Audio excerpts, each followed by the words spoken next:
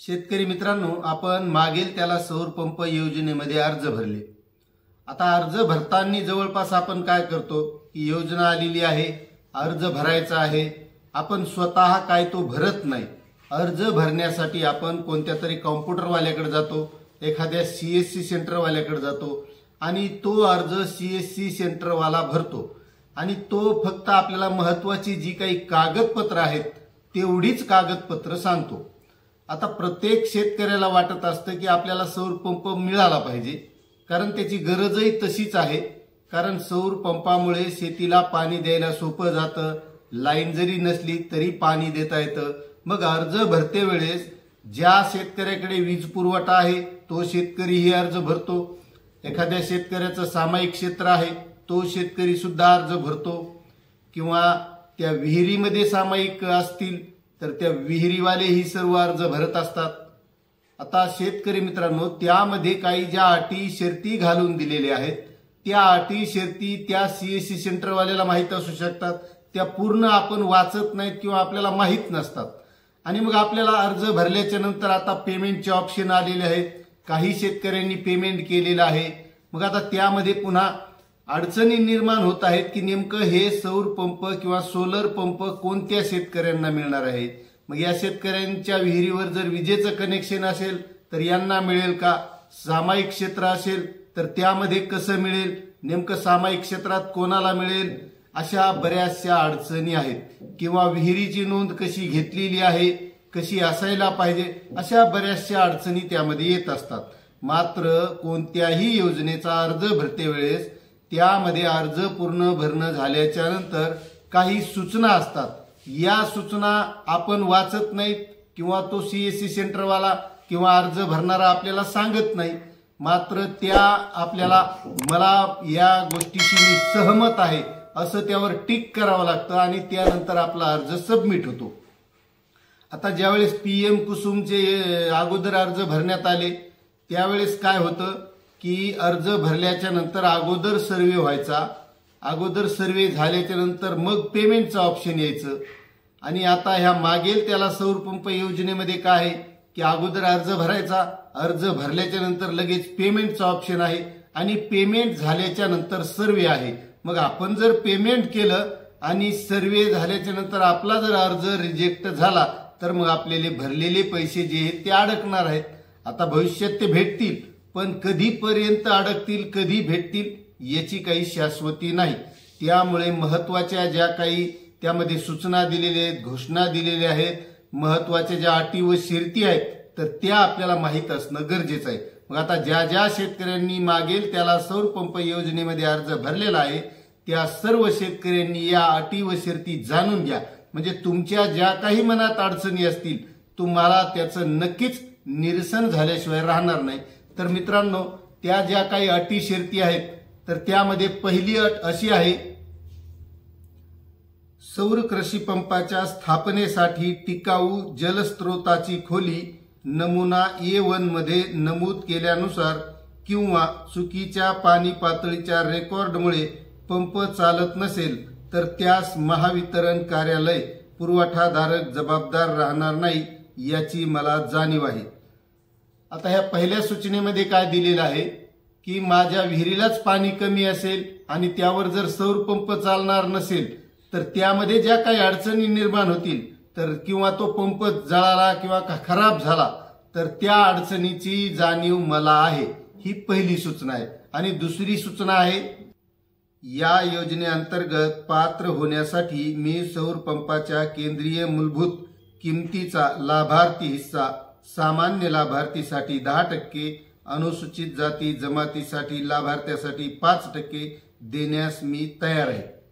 आता हा महत्त्वाचा मुद्दा आहे पैसे भरण्याचा, की या योजनेमध्ये जे सर्वसाधारण लाभार्थी आहेत या लाभार्थ्यांना 10% रक्कम भरायची आहे आणि जे SC ST आहेत यांना 5% रक्कम भरायची आहे आणि याची मला जाणीव आहे असं दुसऱ्या सूचनेमध्ये दिलेलं आहे। आता तिसरी सूचना महत्त्वाची आहे, सौर पंपाच्या दररोजची देखरेख आणि सुरक्षा यासाठी मी जबाबदार आहे।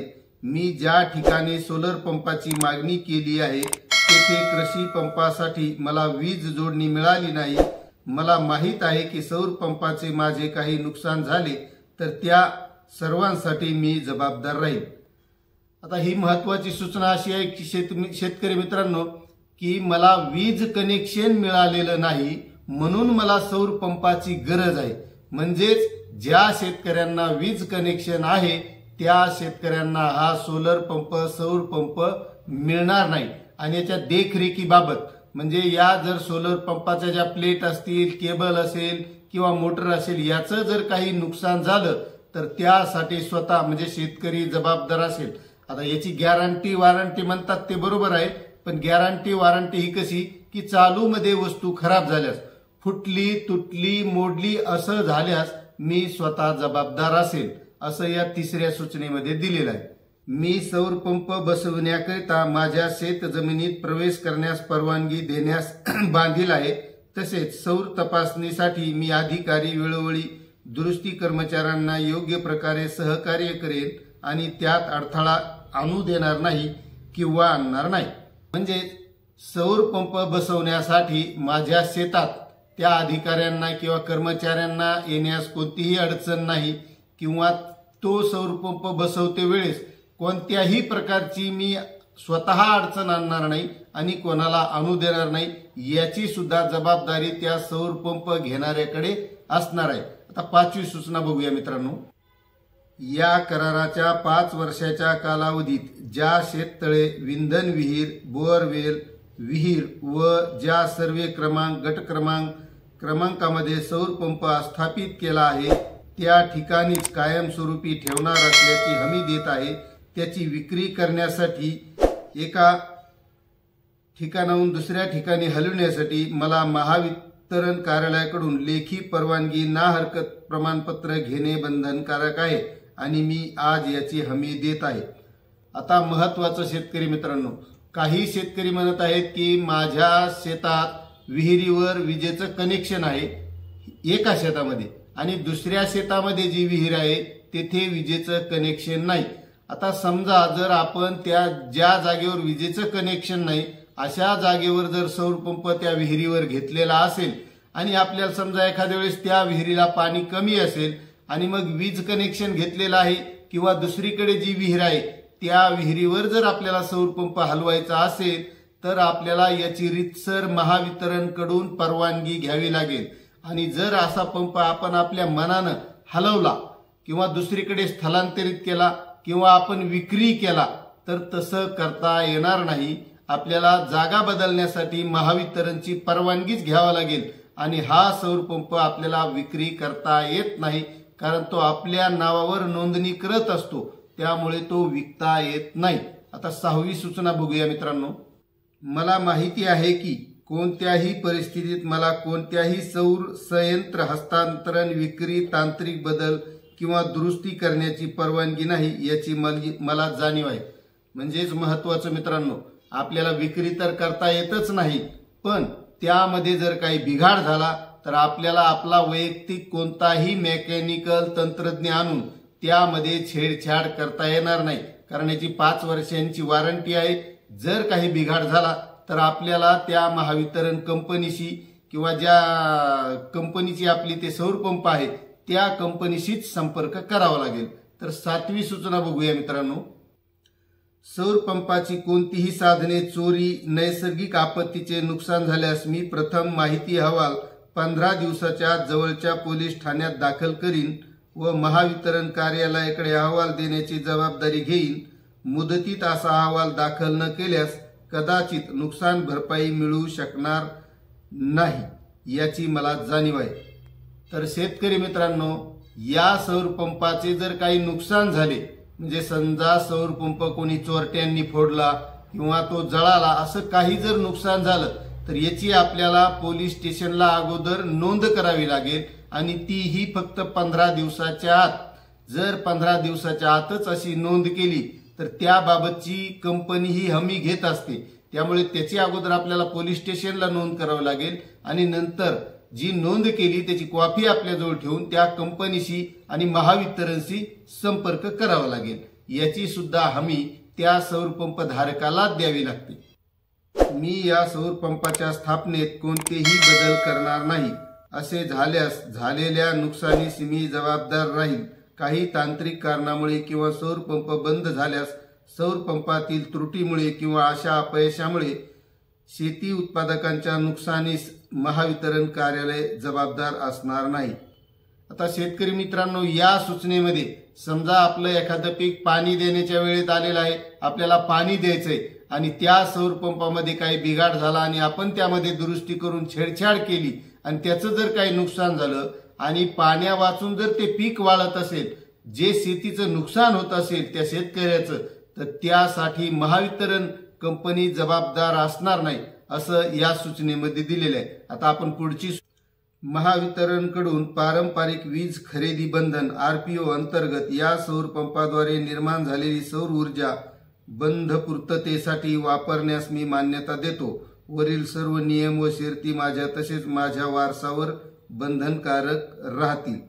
आता जे मुख्यमंत्री झाले देवेंद्र फडणवीस यांनी मागच्या काळामध्ये म्हणजे ज्यावेळेस ते उपमुख्यमंत्री होते त्यावेळेस सांगितलं होतं की याच सौर पंपाद्वारे वीज उत्पादन होणार आहे आणि शेतकऱ्याला ज्यावेळेस त्या विजेची गरज नाही ती वीज शेतकऱ्याला विकता येणार आहे महावितरण कंपनीला आणि त्यासाठी सुद्धा मी बंधनकारक असेल असं या सूचनेमध्ये दिलेलं आहे.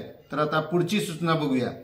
लाभार्थी योगदान देण्यापूर्वी आणि अर्ज सबमिट करण्यापूर्वी लाभार्थी पात्रतेच्या निकषाबद्दल जागरूक असले पाहिजे. कोणत्याही टप्प्यावर योजनेच्या निकषांच्या संदर्भात अर्ज चुकीचा आढळल्यास अर्जदाराच्या चुकामुळे अर्जावर प्रक्रिया करण्यात विलंब झाल्यामुळे अर्जदार देय रकमेवरील व्याज किंवा कोणत्याही नुकसानाचा दावा करू शकत नाही. आता शेतकरी मित्रांनो, बऱ्याच शेतकऱ्यांनी पेमेंटचा ऑप्शन आलेला आहे म्हणून पेमेंट केलं असेल आणि त्या शेतकऱ्यांचा जर सर्वे झाला आणि सर्वे नंतर जर त्यांना विजेचं कनेक्शन असेल, त्या विहिरीवर विजेचं कनेक्शन घेतलेलं असेल, तर अशा शेतकऱ्यांचा अर्ज बाद होऊ शकतो आणि अर्ज बाद झाल्याच्या नंतर जी काही कंपनीकडे भरणा केलेली रक्कम आहे आणि भरणा केलेली रक्कम ही काही आपण जो सौर पंप घेतोय त्या सौर पंपाच्या कंपनीकडे न जाता ही महावितरणकडे जाते आणि महावितरणकडे गेलेली रक्कम आपला अर्ज बाद झाल्याच्या नंतर ती कधी मिळेल ते तर सांगता येत नाही, पण त्यावर कोणत्याही शेतकऱ्याला ती किती दिवस अडकली त्यावर मला काही व्याज मिळावं किंवा काहीतरी वरी रक्कम मिळावी असं कोणतंही होणार नाही. त्यामुळे ज्या शेतकऱ्यांनी पेमेंट केलं नाही त्यांनी विचारपूर्वक पेमेंट करा. आपण या अटी व शर्तीमध्ये बसतोत का, या सर्व अटी व शर्ती आपल्याला मान्य आहेत का, अशा वेळेसच पेमेंट करायचंय. आणि आणखी तुम्ही महावितरणच्या कार्यालयात जाऊन अधिकाऱ्यांना विचारणा करून पेमेंट करू शकता. आता यापुढील काय सूचना आहेत बघूया. आता महत्वाच्या सूचना आहेत मित्रांनो. महत्वाचं म्हणजे वरील माहिती मला समजली असून मला समजावून देण्यात आली असून मी कोणत्याही दडपणाशिवाय ते मान्य करीत आहे. मी भरलेला फॉर्म तपासला आहे. सबमिट केलेली सर्व माहिती बरोबर आहे. मी सहमत आहे की एकदा अर्ज सबमिट केल्यानंतर बदलांना परवानगी दिली जाणार नाही. कोणतीही माहिती चुकीची आढळल्यास महावितरण सौर पंप काढून टाकू शकते. आता शेतकरी मित्रांनो, या सर्व सूचना बघितल्याच्या नंतर शेवटी त्यांनी असं सांगितलेले की या सर्व गोष्टी मला मान्य आहेत आणि यामध्ये मी जर चुकीचं आढळलो म्हणजेच एखाद्या शेतकऱ्याकडे विजेचं कनेक्शन आहे किंवा विहीरच नाही आणि त्यांनी सौर पंपाचा अर्ज भरलाय, पैसे सुद्धा भरलेत आणि सर्वेमध्ये त्याची विहीरच नाही किंवा विहिरीवर विजेचं कनेक्शन आहे, अशा शेतकऱ्यांसाठी ही महत्वाची सूचना आहे कारण त्यांचा अर्ज बाद होऊ शकतो. अशा शेतकऱ्यांनी पैसे भरले असतील तर त्या शेतकऱ्यांनी पैसे भरू नये कारण ज्यांच्याकडे विजेचं कनेक्शन आहे अशा शेतकऱ्यांना सौर पंप मिळणार नाही. अशा ह्या महत्वाच्या सूचना होत्या मित्रांनो. आणि तरी जर शेतकऱ्यांनी समजा सौर पंप घेतला, बसवल्या जरी गेला तरी ती कंपनी सौर पंप काढून टाकू शकते असं सुद्धा शेवटच्या सूचनेमध्ये दिलेलं आहे. आपल्याला ही माहिती कशी वाटली नक्कीच कमेंट करून कळवा आणि आपल्या चॅनलवर नवीन असाल तर सबस्क्राईब करायला विसरू नका. संपूर्ण आणि इत्यंभूत माहितीसाठी आपलं चॅनल नक्कीच सबस्क्राईब करा. धन्यवाद.